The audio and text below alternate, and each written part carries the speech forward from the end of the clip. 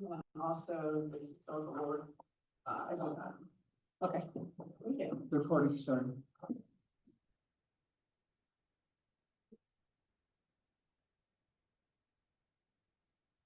I'd like to call the meeting to order.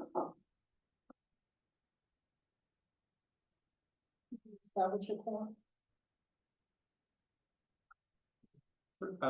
Commissioner Atherton, Yeah, good. Commissioner Fellow, or Chair Fellow, and Commissioner Blair. Yeah.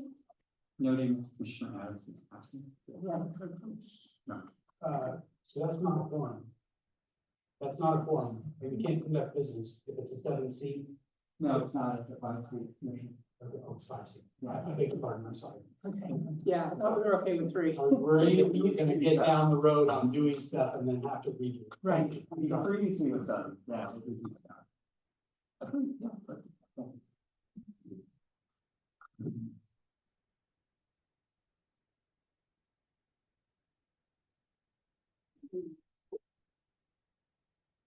So I'd like to open for public comments on items not on the agenda. And are any of the cards that I have specifically for that purpose, for public comments not on the agenda? Yeah. So, and then Alice, yours are not? Yes. One is that and one is another agenda item. Okay, so then. And Gary, you're about the nomination? Nomination.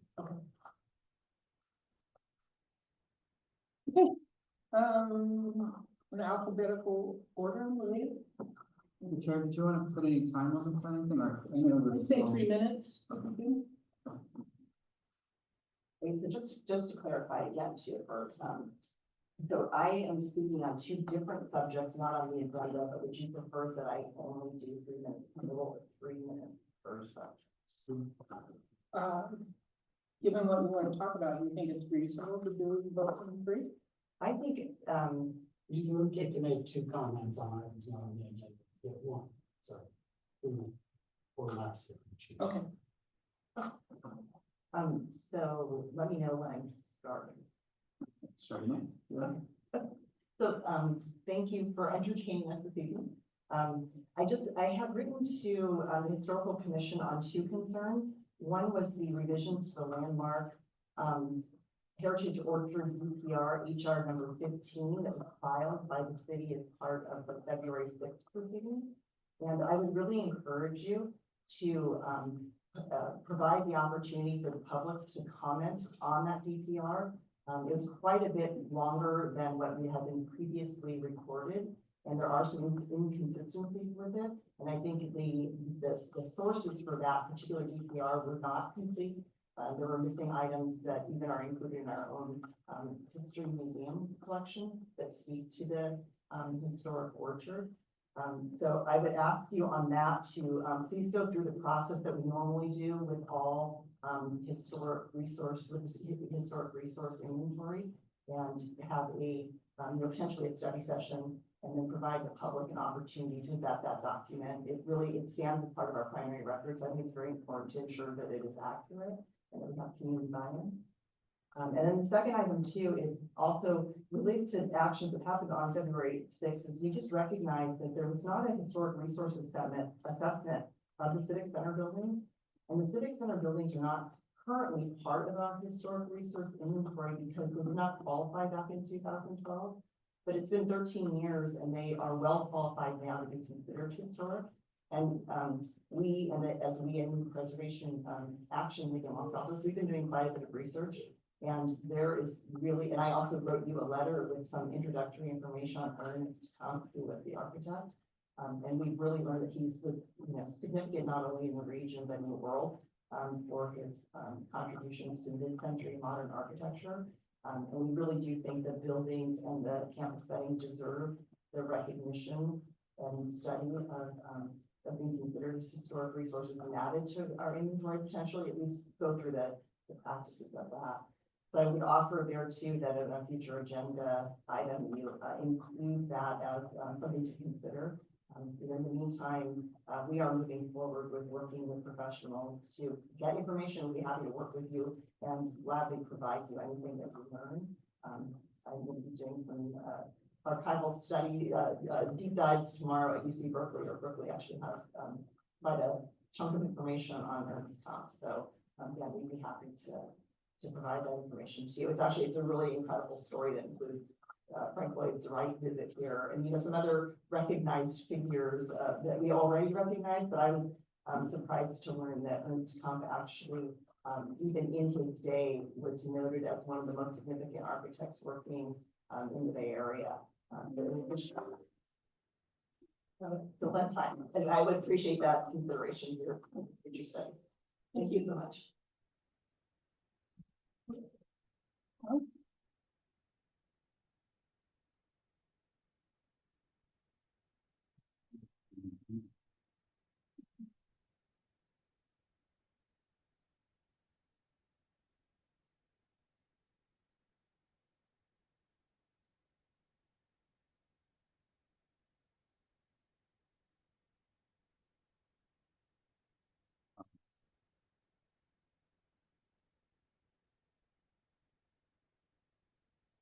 Supposed to use something hourglass, and not read. Sorry. You can use,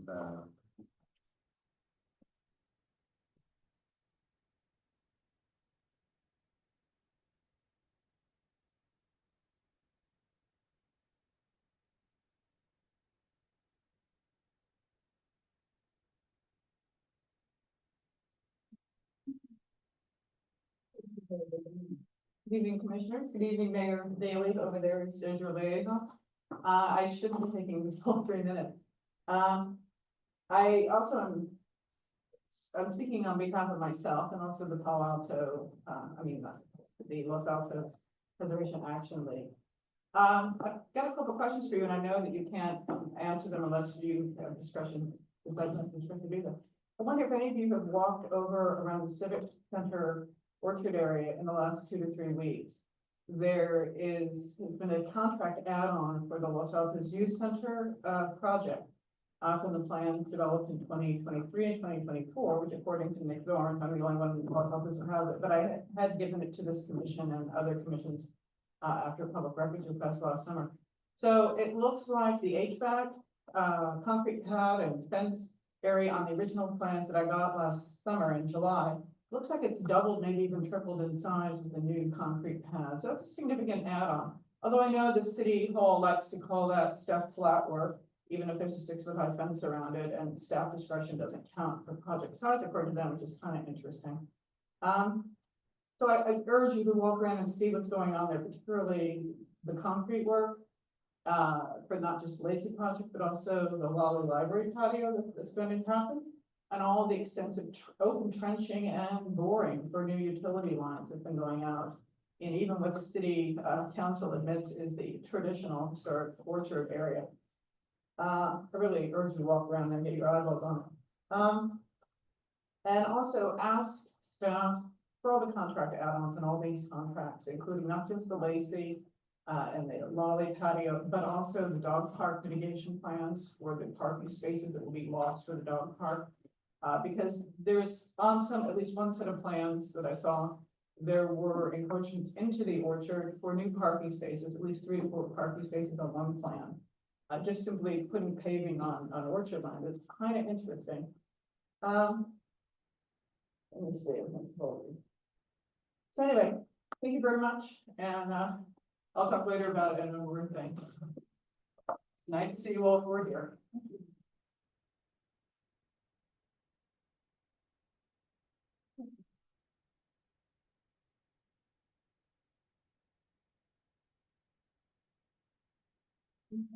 Other people interested in speaking? No comments are not on the agenda. So we have one item, and that's the consent calendar. And that would be the historical commission meetings from January 27th. Yes. Which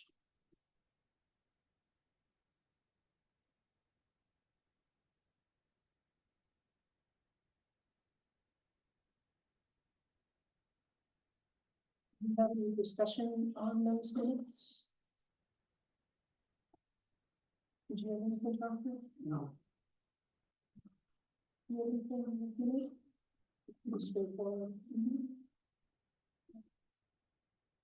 Yeah, I read them through, I didn't see anything that needed. Do we have a motion to, approve them?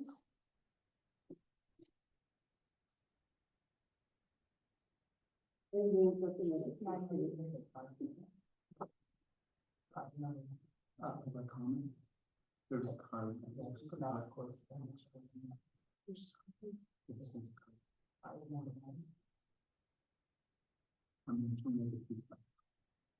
So there was. You had two for items not on Oh, no, I'm sorry, so, yeah, I had for, items not on, item not on the agenda and for item number 1 was the second. the, So, yeah, sorry, that's misleading. okay. So do we open for public comment? Yes, so for every item, there's generally not a staff report, so then, Okay. public comments and then close for discussion of the commissioners. So I'm gonna move. For the minutes. Yes. So I will open, for public comment on the minutes from January 27th. And Maria? So thank you once again. And I actually am addressing item number 1, not as the minutes from January 27th, but the missing minutes from February 6th. I noticed today that you have met, this is your first meeting after the February 6th meeting. And you are not provided an opportunity to approve the minutes for your actions of that meeting. So I was just asking, Sean Liaison earlier, to clarify when you will consider the February 6th minutes and whether you can even move forward tonight. I don't know as a course of business, without having approved the minutes from your most recent meeting. And then I just, again, wanted to just point out that the expectation from the public would be that this would be the meeting at which the public could comment on any decision made by the Historical Commission on February 6th, if that makes sense. So, and then also as part of CLG, the Historic Commission is required to submit their minutes to the state of California. And so if you move forward without assessing and approving the minutes from the action of February 6th, then the record to the state for the certified local government isn't accurate. So just if, again, I would encourage you to ask for clarification on how that meeting and those actions will be approved by your body. Thank you. So the CLG status and the report that goes out runs from September 2023 to October 2024. So the only minutes that have to be provided are for that time period. We provided the CLG report after you approved it in January, and with that, we provided the minutes for that period, September through October. The minutes from November through September 2024 to this 2025 will come out in the 2026 CLG report. So we're in full compliance. In regards to the minutes, the commission handbook does not require that the minutes that be approved directly following the subsequent meeting, and so it will be before you in the next meeting in August. So we'll have that for you for consideration. I apologize for what, but it'll be.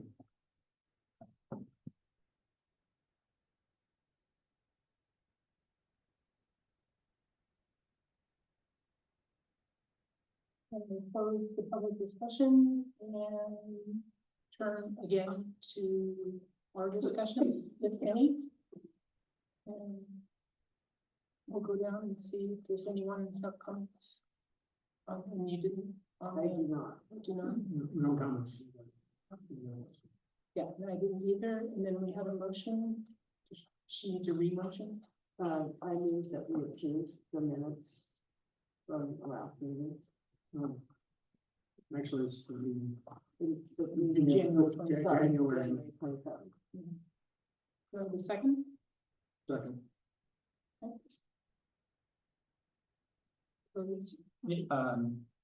Commissioner, all in favor, so Commissioner Atkins, Atkinson. Atkinson's time. I didn't see that, I apologize. That's okay. I'm in favor of that. I'm Commissioner. Commissioner McGuire.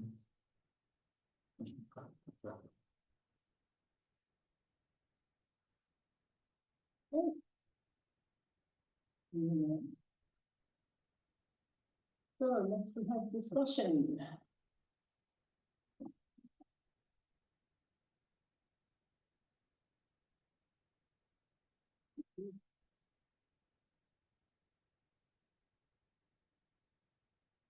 Begin discussion of the Historic Preservation Award.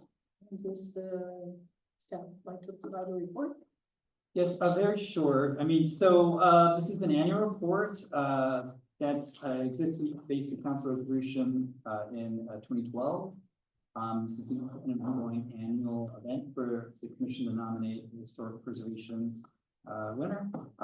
This year we've received, 4, nominees.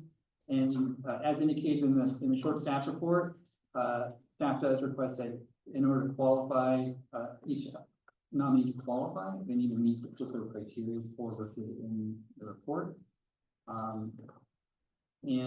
Staff this concludes staff presentation. Unless you have any questions.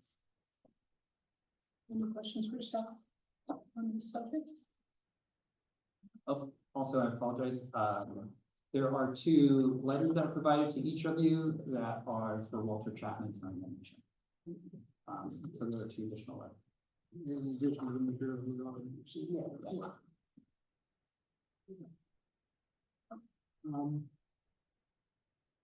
Just wanted to ask, an anonymous nomination, is that? Just don't understand.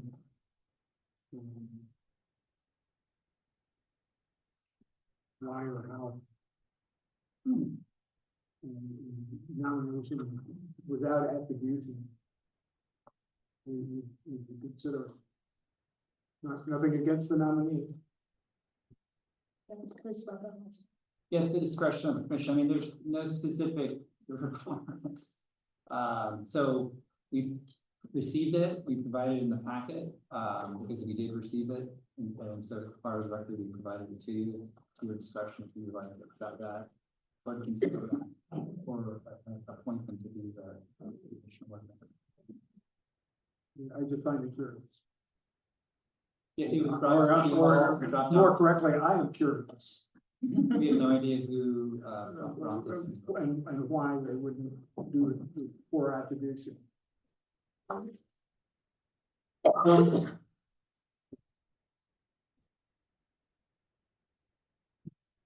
You have reservations about accepting?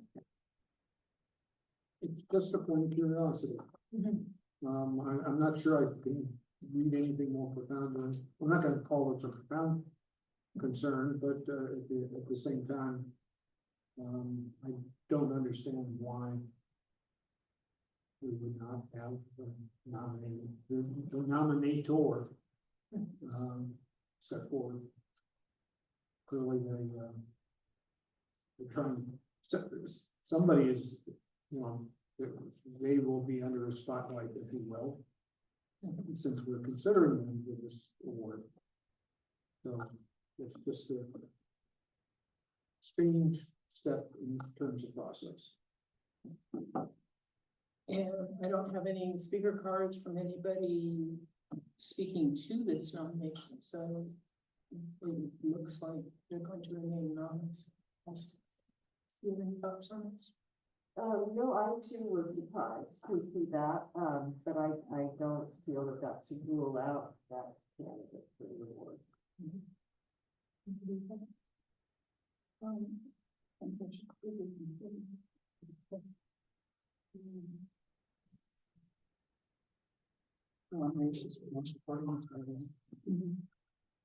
I believe there's only that one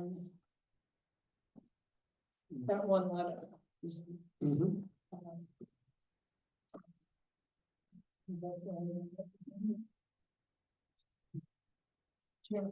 Yeah. Can you confirm, we do have speaker cards for this item. You were referencing, we did not have a speaker card to receive it, correct? do have a speaker, okay. Yes, I have one, I have three cards. So, Mr. Hedden, Ms. Mansell, and Ms. Bautista. Yeah, specific for that problem. Ms. Mansell, are you speaking to this property, the Fusilla property? No. No? Are you? I just would like a comment that addressed all of them, so is that, I don't know when it would be most appropriate to, I guess it's, it's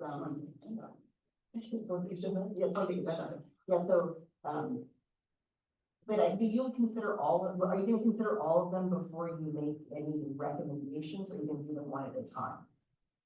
You see what I'm saying? It's one agenda item, and there's 4, like, nominations, so I don't know how best to provide you my input.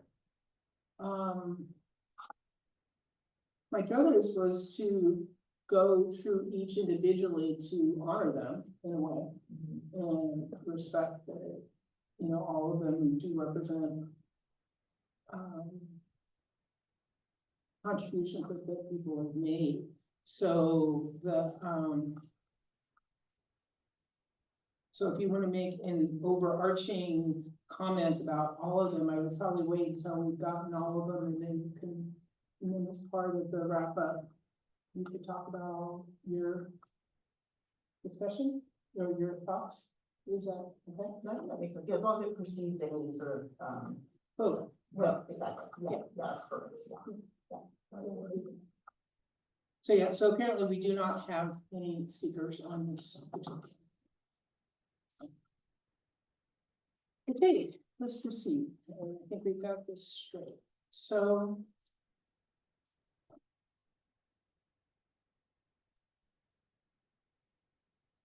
should I open, so say for instance, if we're going to go through these one at a time, should I do a public presentation and then have the public present first on one and then we have discussion on one? Or should I wait on our discussion until we've done all 4?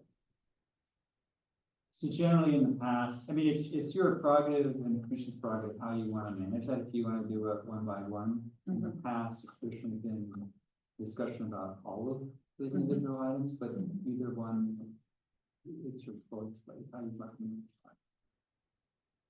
Okay, I'm thinking if this is okay, what I'd like to do is go one by one in the order that you sent them.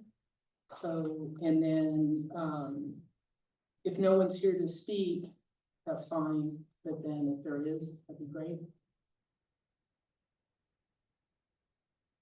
That sounds good. I think from a process standpoint, thinking of, you know, the strengths of each of these nominees should be examined, and then we'll consider them all as a whole, and perhaps pick one or not. You don't have to pick anybody. That's true. Very true. Okay, so let's discuss the Fusilla family nomination. And there is no public comment on it. So I'd like to hear from the commissioners, what they found compelling about this one.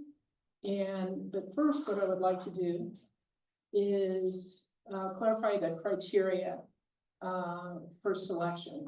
And there's 4 criteria that the nominees need, are considered on. Number 1 is demonstration of pioneering or innovative efforts in historic preservation or education. Number 2 is conformance with the Secretary of the Interior standards for historic rehabilitation. Number 3 is public benefit received. This can be educational, it can be beautification, advocacy, etc. And then number 4, the impact to the city of Los Altos. So those are the criteria we're looking at with each of these. And then I found it helpful for me to the statement that said the goal of the award is to deepen public understanding and appreciation of the city's historic heritage by recognizing efforts that preserve, interpret, and celebrate Los Altos architectural, cultural, and social history. I think that gives us kind of an idea of what we want. Okay. So we'll go down the line. Did you have comments on that?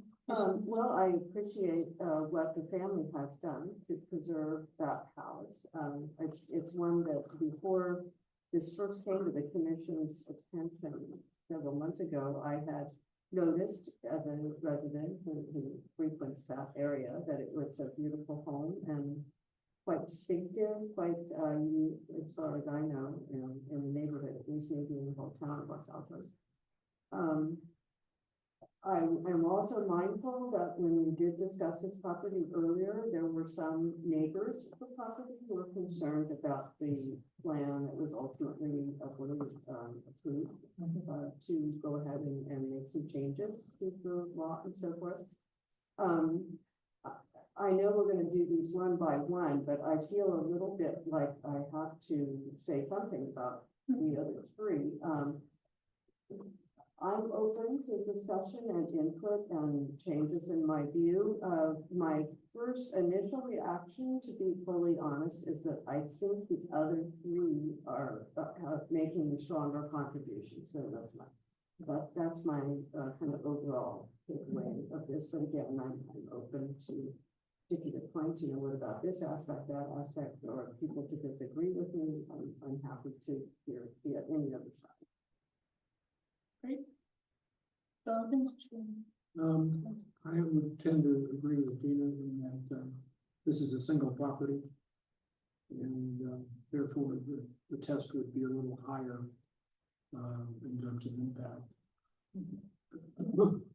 And no doubt they've done well by this property, but it's a single property. So I tend to want to look at the others.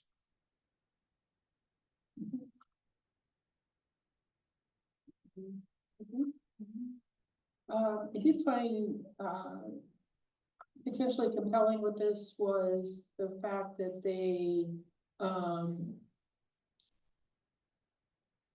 and I'm not sure if this has been done in Los Altos before. I kind of remember it hasn't been, when we had our meetings on it, to do the approval, was the idea of the ADU and the idea of keeping the house in the family and supporting multiple generations of family. I agree that it is only a single house, and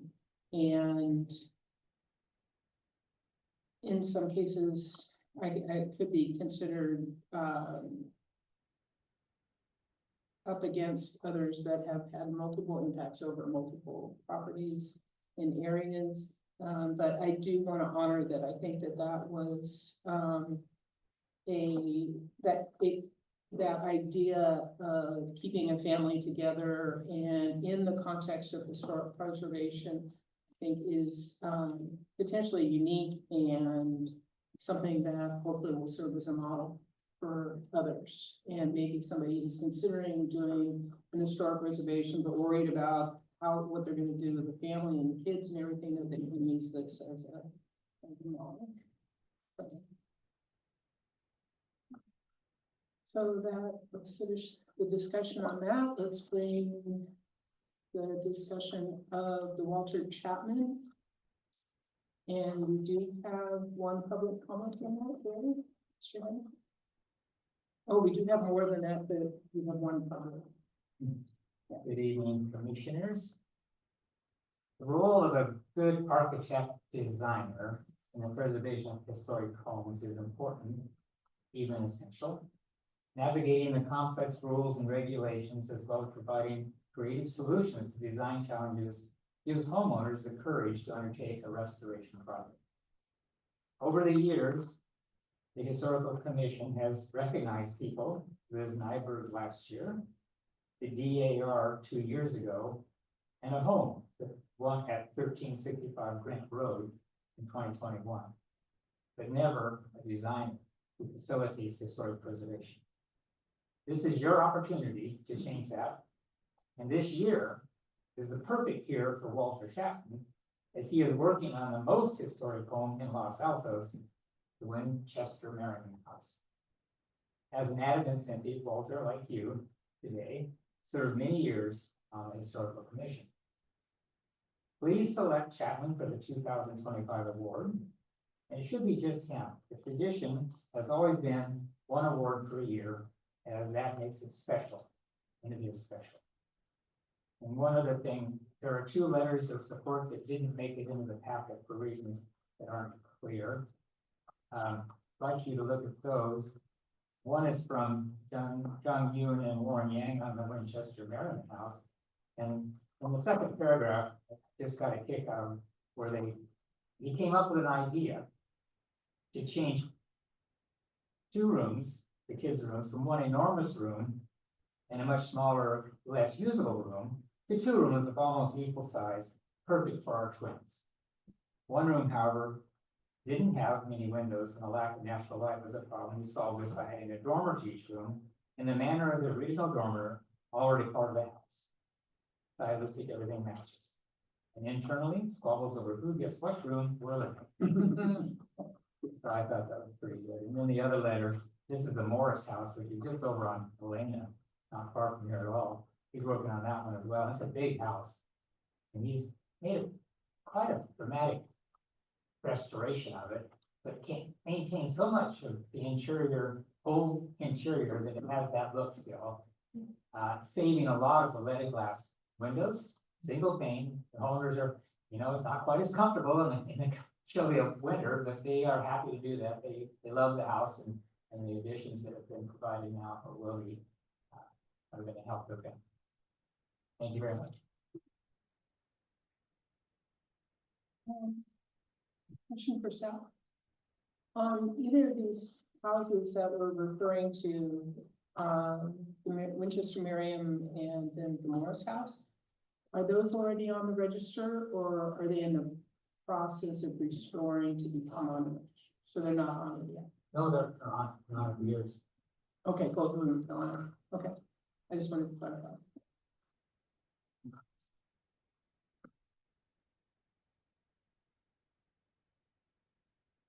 Okay, do we have any comments from the commissioners on this particular nomination? Gary, does Walter live in Los Altos? Yes, He does? he does.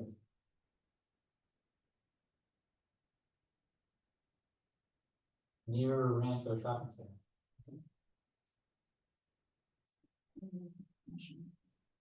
U.S. Historical Commission.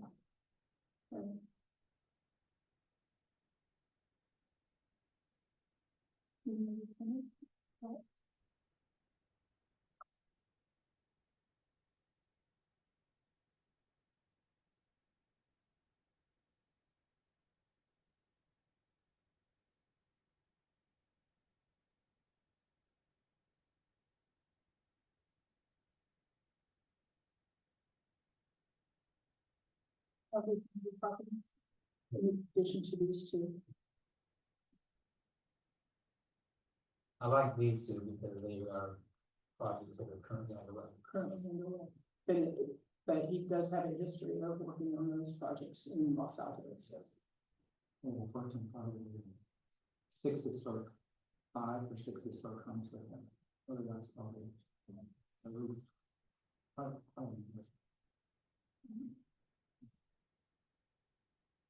Any thoughts? I find it persuasive that Mr. Chapman is the first architect designer being considered for the award. And I agree with Mr. Hesden's point that that's a key role that anyone involved in historic preservation plays. So I feel that's a point in favor of this nominee, that there hasn't been a previous architect designer who got the award. So yeah, I find it honestly. Additional. I think that's, I like that.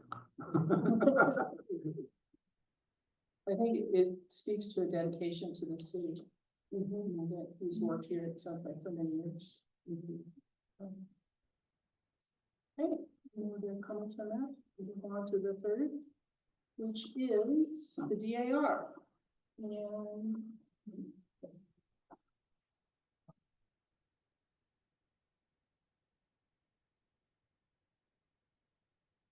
Again, hello to anybody watching, including Mayor Daley, if he's out there.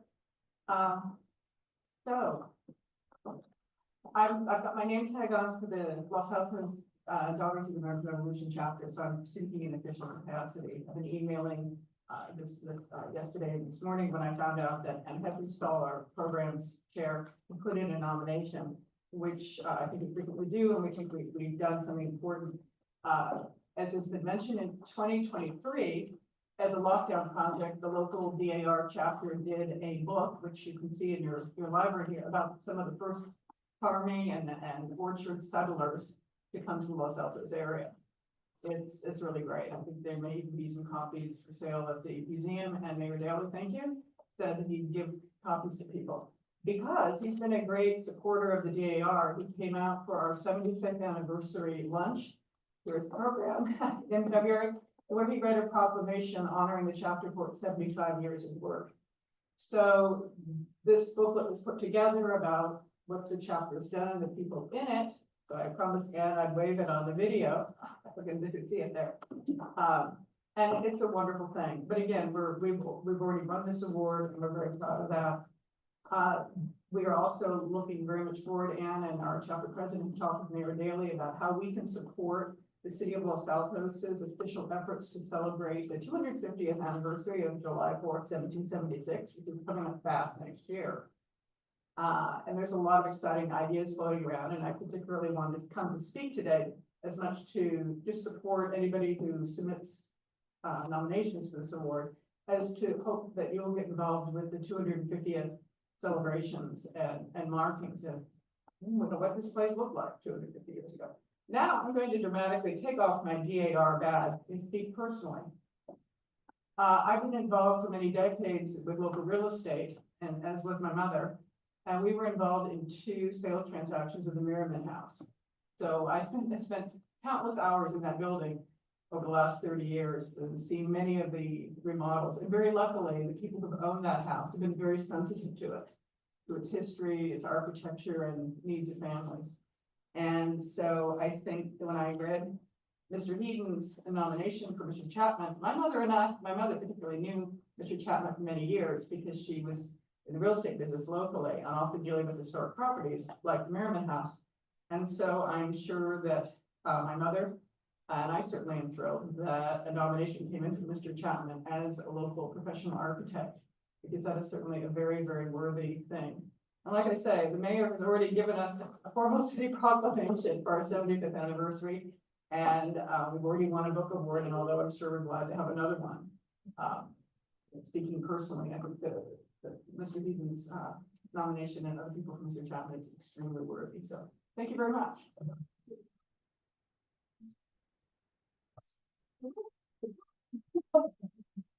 That's why I'm in red, white, and blue today. yes, I noticed the top, that's. One less magazine. Okay, any comments from? Well, this book is certainly impressive. I've just seen it now for the first time. A lot of scholarship has gone into it. And I'm familiar with the other book that Ms. Mansell mentioned, the one about the historic settlers, which a collaborator I have at the Los Altos History Museum and I have used extensively for a project that we're working on. Has a lot of very helpful information that we couldn't access anywhere else. So I think that deserves a lot of credit. I think at the same time, I'm a little bit wondering about the fact that since the DAR received the award previously and have other strong contenders who have not had that opportunity, I'm wondering if that mitigates possibly against that, but not, it certainly doesn't mitigate against the merit of everything that they do. I'm quite impressed with them as an organization. Jonathan? I don't have anything.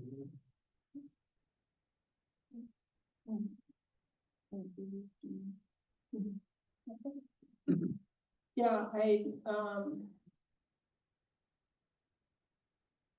I like the idea of a broad scope, of this writing, covering many aspects of Los Altos over many years. And we're communicating certainly history and preservation, which is one of the criteria. And I do appreciate that wider scope. However, I do, and that's something I appreciate about Mr. Chapman's nomination also, is that it is over a wide scope of time and sounds like numerous residences. So I appreciate that about both of them. So, okay, so we have Mr. and Mrs. Bayer who have been nominated, and I'm assuming that you're speaking. No, you're doing the general. Okay, so, well, yeah. So I'll wait and we'll discuss the Bayer's nomination, and then we'll have public input on the general side. Is that okay? Okay. Does anyone have comments on the Bayer's nomination?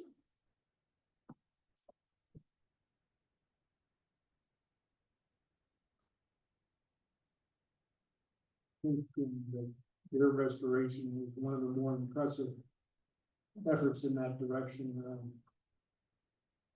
These projects can be larger or smaller. I think they have done a large project here, so that's definitely to their credit.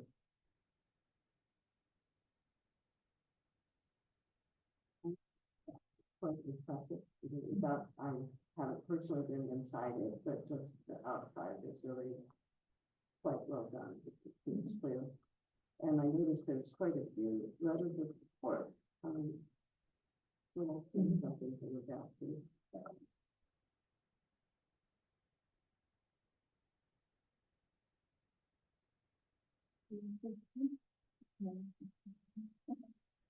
I was noticing similar things. To me, the Bayer's dedication to Los Altos is really unquestioned, and it comes through really clear and clearly. And the number of people that have written in support, I think, is very compelling. And I certainly appreciate all that they've done over the years, in addition to just modifying their house. And it sounds like Mr. Bayer in particular has helped out others who are in that same process, which I think is a really good thing. So yeah, I think it is a strong application. And from that, we will hear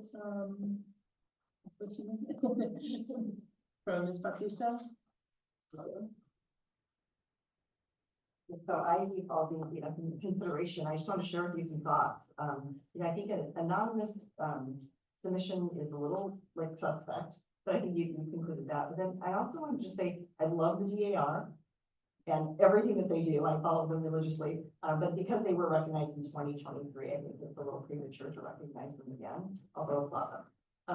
And then I think awarding a designer to me seems also, there's an appearance there that could be a little bit tricky, because when someone is still in business, it almost, and being awarded, it, can almost look like the promotion of business. And so I would maybe just consider that aspect of it when you make an award to someone who's still actively in business. And as I thought about it, I think the Bayer Home provides kind of a very interesting opportunity, because I think we're in a moment in Los Altos where it would be really helpful to amplify preservation and personal agency. And as I mentioned earlier, with And since our HRI inventory, our historic resource inventory hasn't been adopted or really looked at seriously since 2012, like 13 years ago, there are a lot of people now who live in historic homes that may not have been historic then. And I think the BEAR project really does, it provides an opportunity for people to learn about, to think about what am I living in and how do I contribute to the broader story of Los Altos. And I know the Bears have been very open door on their project, and theirs fortunately is one where they really had incredible attention to detail and amazing dedication over decades, right? To bring a 1906 Victorian to a lovely place. And so again, I think that both as a project in and of itself and the way they went about sort of really following the rules of historic preservation, it's a really fine example of how one handles a project. And it will be educational in the sense that it will invite other people to consider their own home. And we actually, at the Preservation Action League, I reached out to John Bear to see if he would help us. We're going to host a Mills Act event this summer to bring all the homeowners who already have houses that qualify for Mills Act, and to try and bring that community of people together again to amplify the importance of preservation as we're going through this time of very rapid change in Los Altos. We definitely want to make sure that we don't lose some of the most significant architecture that tells our whole story. Those are my thoughts on the package. Thank you. Thank you. Thank you. Okay, I have a question for staff. Is the point that Ms. Bautista brought up about Mr. Chapman being currently in business in town, have we awarded to a person who's in business in town prior to this? Not that it's a problem, I'm just curious. Or was Liz not, was she? I don't think so, you know. She had retired before. Yeah, some of these are way past my time, so I don't know Sure. some of these, but yeah, we've never had an architect or designer I'm aware of nominated or awarded. Or a business person per se. Or a somebody business who's- person, yes, it's usually, people who accomplish things in historic preservation, or it's physical structures. That's what Is there an award vehicle within the city that comes from, say, the chamber or some other entity? I'm not to aware of recognize- anything, but, I mean, this is the council established award for historic preservation that you select, and, What kind I of- mean, I don't see, Right. from staff's perspective, I mean, we generally don't see a concern with that in general. I mean, we work with Walter Chapman for 12 years or more. I've worked with him. And it doesn't change anything from a staff's perspective, and we just follow the regulations. Certified, so. But it's about concern if you want to consider that. It's up to your discretion. No, I was just curious. It didn't mention anybody in this context, so it doesn't sound like it. There's nothing in the criteria that stipulates that.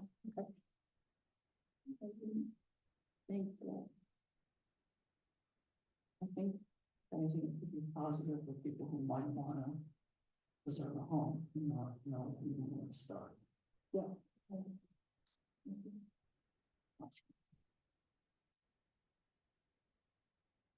Well, you said in relation to the Baylor's nomination, that of the 5 letters of support, 3 are from neighbors that live very close, and that to me carries a lot of weight, that the people who are right there support what's being done with that house and what has been done. And kind of somewhat in contrast to the Priscilla property, where the neighbors in the area are a little concerned about recent developments. So I just thought I'd mention that, to me, that's another point where the Bears candidacy, but I at the finishing point, and actually all four of them. I personally wouldn't have any objection to any of the four winning the award, and I asked our staff already, is there a situation where two nominees can be awarded? And the answer is no. So, you do have to choose among these four. Yeah,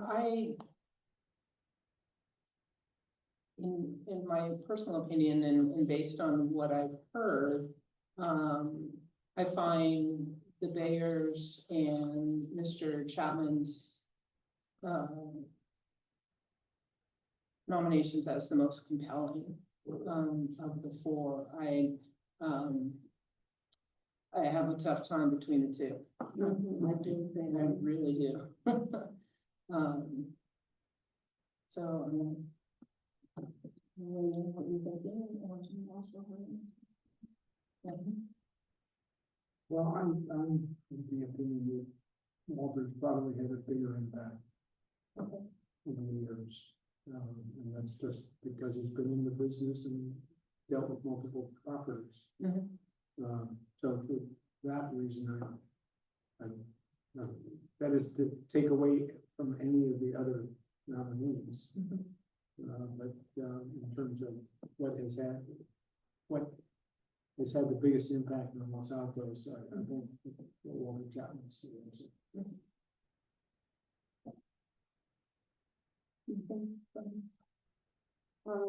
Yeah, I certainly couldn't argue that point. And that is the fourth criteria, impact to the city of Los Altos, so it's certainly valid to point that out, but, I do think you're probably correct that, Mr. Chapman has had more impact than the Bears. On the other hand, the Bears house has become kind of a showcase. I mean, I think a lot of local people, and even some not so local people, are aware of that house because it is so stunning and has been so well redone. And although Mr. Chapman has likely had more impact, it sounds like the Bears, and in particular Mr. Bear, have also done other things for the city, as Chair Poe pointed out, and Ms. Bautista has invited Mr. Bear to be part of another situation coming up, if I understood correctly. And he seems like the sort of person who acquiesces to requests of that type and has helped others embarking on new remodeling of historical projects. So I agree with Chair Poe that to me it's kind of between those two, Mr. Chapman and the Bears, and I would edge just a tiny bit toward the Bears, but I'm not going to object if the word goes to Mr. Chapman by any means.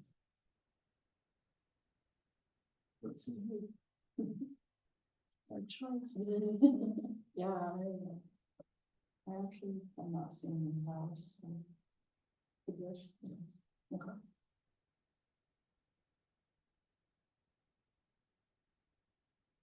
So, The process. what's the process? Well, I guess, you can, you could potentially and it's not done generally, but you could go through each of them and try to rank them based on each of the criteria and try to see how you may individually judge them on each of them, and then try to total, get some type of total to that. Like if you're ranking them, like which one is ranked higher compared to the other person. Generally, we don't have this issue. We usually have two people. That's usually one or the other, and it's very straightforward. Some in many years. Okay, So you can use a ranking method if you'd like. It's kind of off, but we each wrote down 1, 2, 3, and 4. And and then how you think of each then individual person. added them up Mhm. when we get a. Of the two, it appears that you're. I think we've come down to 2. So I think it would be, I understand, I like the objectivity of what staff has proposed in terms of coming up with a sort of a clear front runner out of the four. I do feel a bit handicapped though that some of the 4 criteria, I'm not real clear on exactly what they mean, like number 2, conformance with Secretary of Interior standards for historic rehabilitation. I don't think I've ever seen those yet. I don't really know, I mean, I can kind of guess what that means. But, it would be hard for me looking at the 4 alternatives to rank them on number 2, because I don't know enough about that. We can always ask potentially inquiring questions of staff if you'd like to understand that. I mean, Do you want to tell us a little more about number 2 then? sure. So, the Secretary of the Interior standards are a series of standards established by the National Park Service through the federal government to guide development of existing historic homes. It is intended to allow homes to change and grow to accommodate modern needs and not have historic homes kind of stuck in a time period where it doesn't meet the current needs of today. And so whenever we have historic alteration permits or historic advisory reviews, we always within the staff report provide a analysis based on the Secretary of Interior standards. And we go through a series of criteria. Now, what I understand of the standards between the two, I guess, is probably at some point in the past, John Bayer's home, when he did a lot of restoration to it, went through, it's been a number of years. I think that restoration firm's home happened quite a long time ago, but it likely went through a similar process. We may not have records from that far back, but he likely went through a similar process. And then Walter Chapman, when he does improvements to historic homes, because he has to come to the historical commission, then in the past, we've hired historians to do reports on Secretary of the Interior standards. More recently, for smaller projects, staff's been doing that for them. And so, Walter's done probably dozens of them working with people. He doesn't write them, he hires people to do it for him. John Bayer's probably also done it for his project. So they both probably have achieved compliance with that at some point. So it sounds like for criterion number 2, we kind of award equal rankings to Mr. Chapman and the Bears. Because we're saying both have kind of been through these processes. Yeah, I couldn't tell you that. I mean, you have to make an assessment whether, on how you rank. Whether you would have to assess that and determine how you may rank that. Is the Bear House a Mills Act house? Yes, it is a Mills Act house. So in order to get Mills Act, don't you have to, I'm trying to remember the criteria for Mills Act.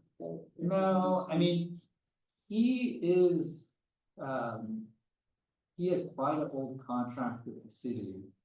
So I couldn't be clear about that. So the more modern Mills Act contract is very robust. Mm. And it stipulates a lot of requirements that don't apply to the old contracts.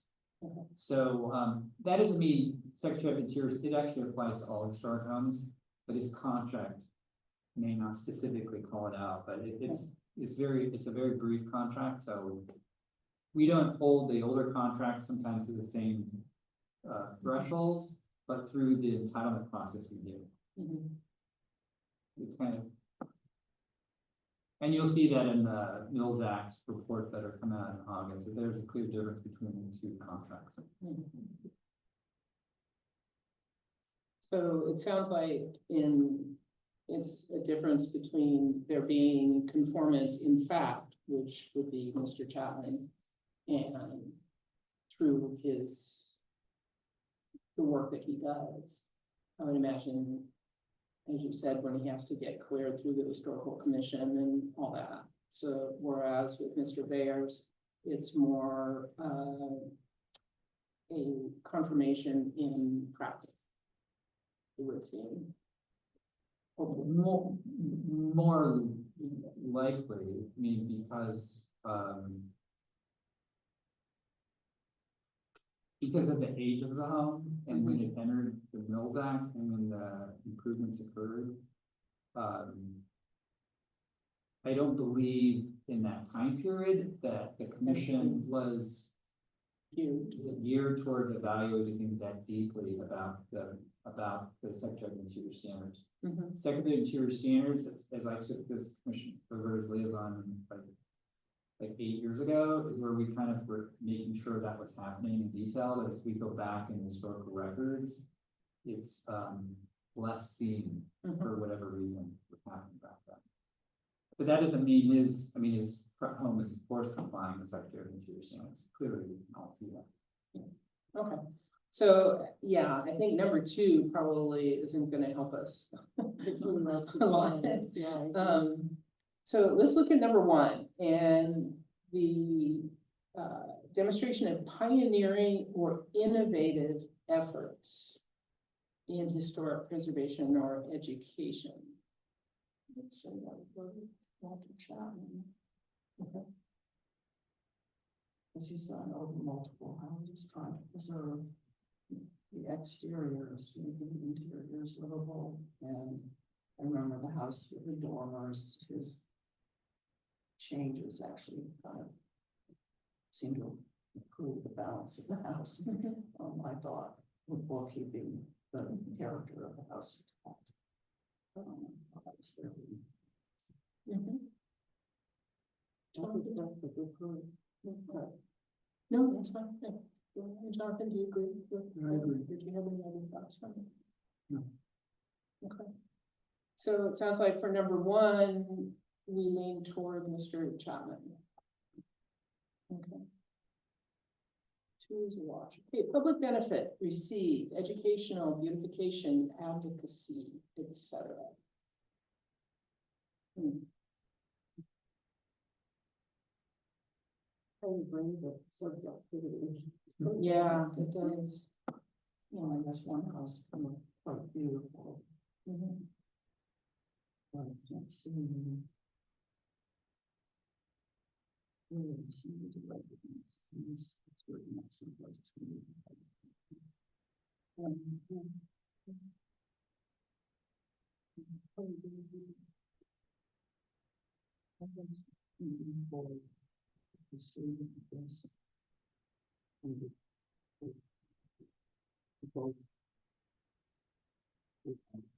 Preserving. It's good, it's good.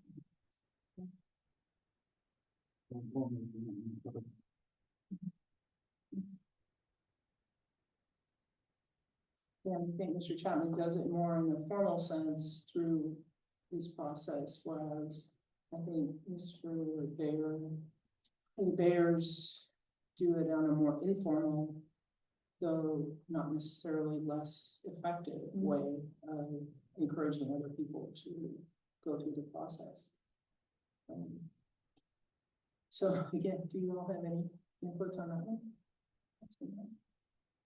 Well, it would be hard to argue on criteria number 3 that either Mr. Bear or Mr. Chapman don't qualify. I mean, they don't seem to ace number 3, but again, that's partly because this is really subjective. How do you measure public benefit? How do you measure even one of those things, educational, beautification, or advocacy? I mean, there's not objective data on those other than. So it really kind of, in my mind, doesn't really help us too much. Yeah, I'd say, yeah, certainly by the nature of the subject too. Okay, let's try 4. So impact. Well, I think that, choosing Walter Chapman would be nice in that, it's not like it's gonna be. There are not that many people in doing what he does. So it's, whereas there will be other homeowners who will be making large efforts to. That's a good point. And so in that sense, I think it's nice to recognize that Walter's had a large impact over a number of homes, over a number of years. I think that could even be in the pioneering description. Mhm. You know, he has come in and he's made it his mission, or at least a large part of his mission, to do this work. Mhm. And he's been innovative in his efforts. He's working great, so. Yeah.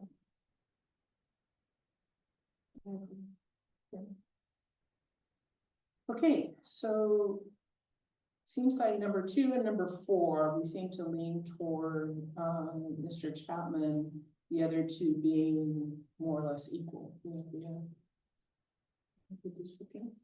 So, So should we have a vote? We need a motion. A motion. I move that we select Robert, Walter Chapman as the nominee for, the recognition of receiving the Historical Preservation Award. Have a second? I'll second. Who's the second? She said it first.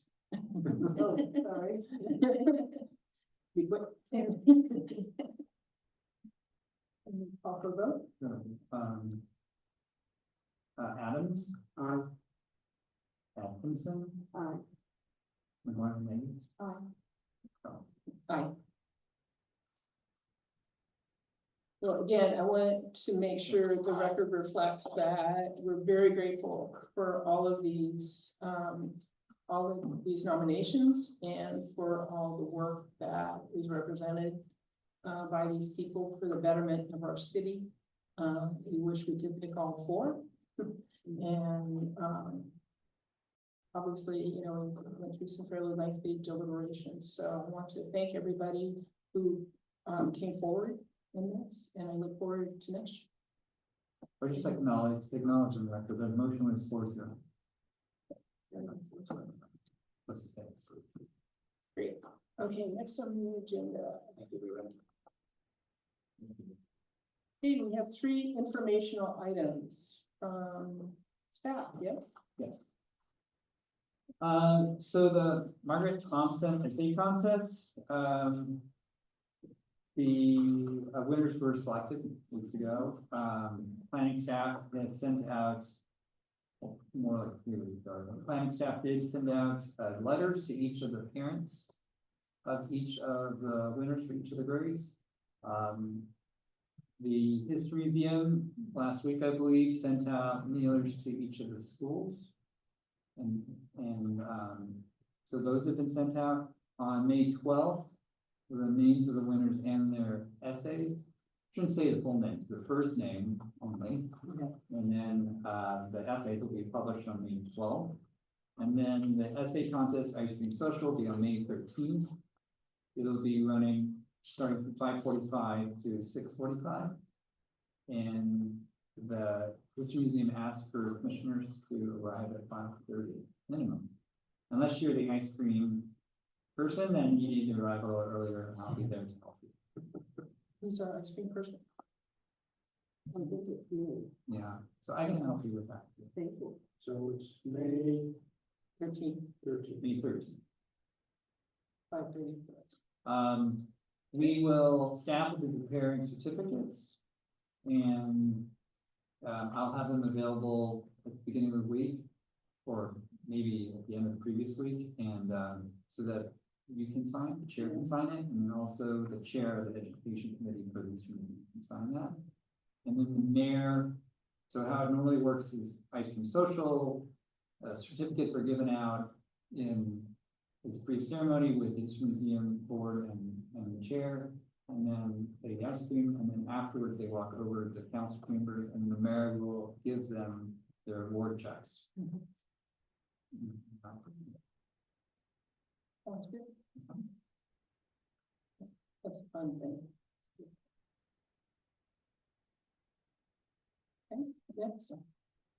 The Millback annual inspections, so we received responses from 11 of the 17 property owners. We have sent out, we've done another 3rd or 4th mailing by certified mail this time. So If we are, and so we received responses from 3 of the 6 now to the certified mailing. And so we plan at the next meeting to provide all of their responses to you and provide a staff report regarding their status. And so that'll be coming for you at the next meeting. We should have that complete wrapped up by then. 11 of the 17, but 3 more have reached out to me. 1 has actually submitted their inspection document and photographs, and 2 others haven't. The one, if in the end, I mean, so from staff's perspective, we've been very patient. We've sent out lots of mailings, and so at this point, we're not going to send probably any further mailings out. And we will just come forward with you, with the information we have, and any of the parties that didn't respond, and we'll acknowledge that in the staff report. If they don't respond, they will lose their status. I mean, it matters the contract they have. Well, Oh, okay. potentially, I mean, so some of the older contracts, well, so a quinquennial inspection is mandated under governmental code, under state law. So all of them, whatever their age, are mandated to do inspections. Some of the original older Mills Act have a belief that some of their contracts don't require it, but that's not the case, the state law requires it. It was a matter of having a conversation with them and convincing them, which I've been trying to do. The newer contracts, of course, if they're not complying, they could lose their contract. It'll be a discussion for you, whether you want to make a recommendation on that or not. And it's the council that would have to appeal it. It's a pretty tough position. The difficulty with taking a difficult position is that they've never known about quinquennial inspections. It's not like the city has taken a hard approach about it. So staff has been trying to be very careful and reasonable because this is their first time doing this. And so we would recommend at some future date that at the next quinquennial, if they're not complying, then they've been advised in advance. And if they're not complying, then that's problematic. And maybe that's the point the commission considers, but it's really up to your discretion. So the outcome from our perspective of that is to determine next steps and or to decide if we want to act on. Yeah, decide your approach, whether you want to give them a pass and then mandate in 5 years that they're not complying, then bring that to the awareness of council, or whether you want to take a harder approach now. It's really to your discretion. Okay. We can always talk, you know, as in kind of prepping that report. Okay. Yeah. So that guides us. I think there's something between giving them a pass and not giving them a pass. There's some kind of middle ground That's right. that one could step on.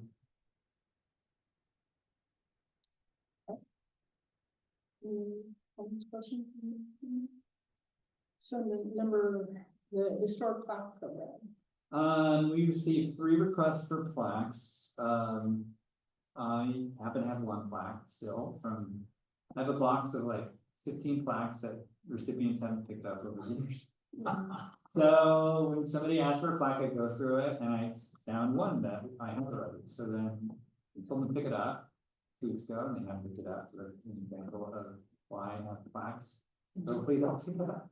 And so the other 2 for 1922 is for 1570 Kensington and 151 Hawthorne. We've already ordered them, and so we should get them in May, but because of how things are working, because they're produced in the Midwest, it could be early July, early June. Years ago, we used to do like a special event that's kind of died down. We usually are kind of reverting to like meeting with them, giving them, we have a flyer that gives them directions on how to install it. And it's supposed to be installed a certain distance from the front property line. It can be installed on a post, on a column at the front door, near the front door. We give them specific directions on how we expect it to be installed. So we'll give that same handout to these two parties when we receive them.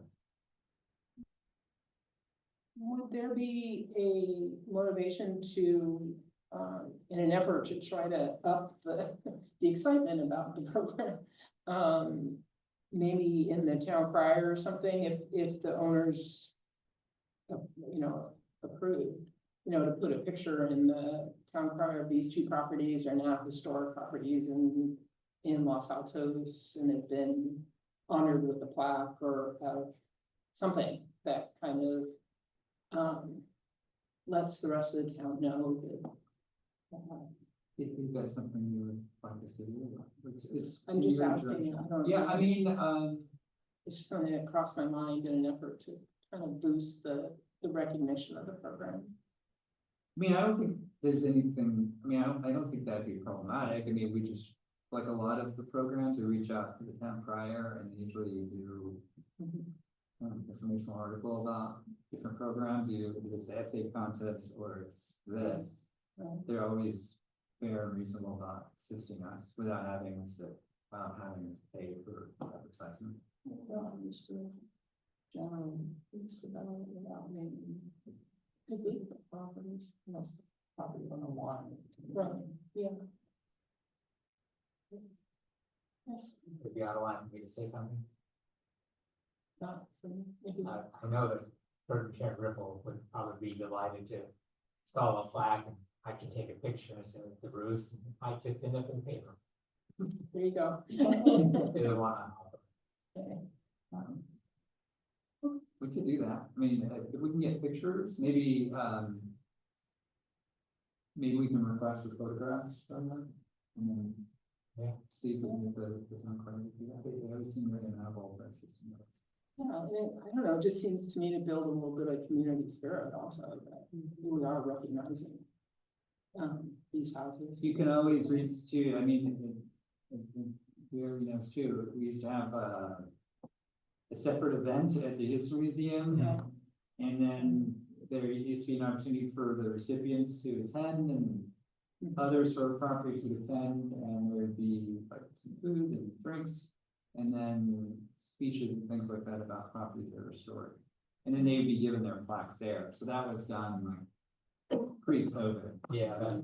COVID stopped so yeah, many things. yeah, it's not so much. Yeah, we stopped that. We never engaged it. It ran maybe for like 3 years doing that special event. And that was started with the previous commission.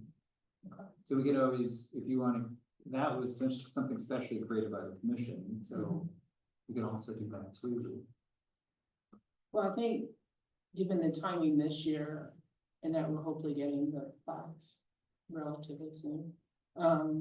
We've been sending out these mailings for 15 years or and at the very beginning, so we got all the landmarks, and then we maybe got like 20 of the resources, and we send the same mailing, different letter, different writing every year, and every year we get one or two. And so we just peel off a few every year, but never like a mass number, which would be nice. Right. And it's free, and we tell them it's free, but they never respond, and, Well, and then, so maybe putting something in the town crier this year and showing that, yes, these two families decided to do this, and this is what it takes. That, you never know. I think that's a good idea. you could do that. That's pretty good. Yeah, okay. Yeah, getting message. Okay, so that closes any of the information items, yes? Yes, that's awesome. And commissioners' reports and comments, does anyone have? I have one, I wanted to, recognize that you had sent us, information about trainings for commissioners. And that, because that had come up a couple times in meetings. And I wanted to recognize that we are looking into that and that you have provided that information to us. And now it's our turn, so. And I found the camp training. It's in the very first link I sent you. Okay. Which I've never ever seen that organization before. Because I was searching for camp because someone mentioned it, and so I was searching for camp and I found an organization, which camp is a training program for historical commissioners. I think there's a different terminology they're using on the historic profession. So there's a wonderful program through them that you can go through also. You just have to, if you find a training that you're interested in, you just let us know if there's a class. Then we can pay for the training. And then the Secretary of the Interior's training is through modules. You just go to the website and then you can watch, I think, 20-minute segments. Here's a little test. Simple test, you go back and forth to answer if you miss any. And then there's 4 modules. And so that helps you understand the Secretary of the Interior stands for rehabilitation a little better. Thank you for sending that. Yes, thank you for that. And I'm hoping all of us take advantage of that. So I think it, when that was brought up, I forget exactly the context, but, I think it's a good idea. Okay. Potential future agenda items. Do you have anything right now that we need to add? No, I mean, we do, I don't have any information on it yet. In the next meeting, I think there will be a historic advisor review permit from another planner that will be coming before you. Okay. And then we'll have the Mills Act report for you also with all of the attachments of what they submitted to us. Okay, there's no other business. Then we're ready to adjourn.